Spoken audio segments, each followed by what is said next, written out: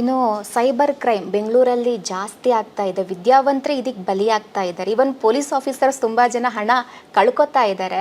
ಇನ್ನು Bombay crime branch ಅಂತ ಹೇಳೋದು, ನಿಮ್ಮ ಹೆಸರಲ್ಲಿ ಏನು ಅನಾಮಧೇಯ ಪಾರ್ಸೆಲ್ ಬಂದಿದೆ, ಡ್ರಗ್ ಇದೆ, ಹಾಗಿದೆ ಹೀಗಿದೆ ಅಂತ ಕತೆ ಹೇಳಿಬಿಟ್ಟು ಲಕ್ಷ ಲಕ್ಷ ಲೂಟಿ ಮಾಡ್ತಾ ಇದ್ದಾರೆ ಸರ್.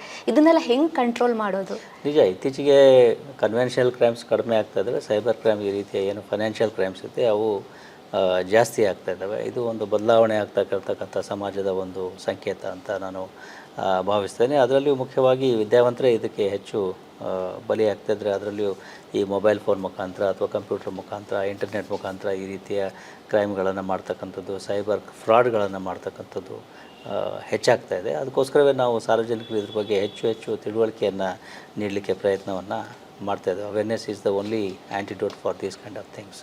ಸೊ ಆ ದೃಷ್ಟಿಯಿಂದ ಎಲ್ಲ ಸ್ತರಗಳಲ್ಲಿ ನಮ್ಮ ಸೋಷಿಯಲ್ ಮೀಡಿಯಾ ಹ್ಯಾಂಡಲ್ಸ್ ಇದ್ದಾವೆ. ಅವುಗಳ ಮುಖಾಂತರ, ಮಾಧ್ಯಮಗಳ ಮುಖಾಂತರ ಪ್ರತಿ ದಿವಸವೂ ಕೂಡ ನಾವು ಇದ್ರ ಬಗ್ಗೆ ಅವೇರ್ನೆಸ್ಸನ್ನು ಕ್ರಿಯೇಟ್ ಮಾಡಲಿಕ್ಕೆ ಪ್ರಯತ್ನಗಳನ್ನು ಮಾಡ್ತಾಯಿದ್ದೀವಿ. ಇನ್ನು ಸೋಷಿಯಲ್ ಮೀಡಿಯಾ ಆಮೇಲೆ ಮೇಲ್ ಮೂಲಕ ಥ್ರೆಟನಿಂಗ್ ಮೆಸೇಜಸ್ಗಳು ಬರ್ತಾ ಇದೆ.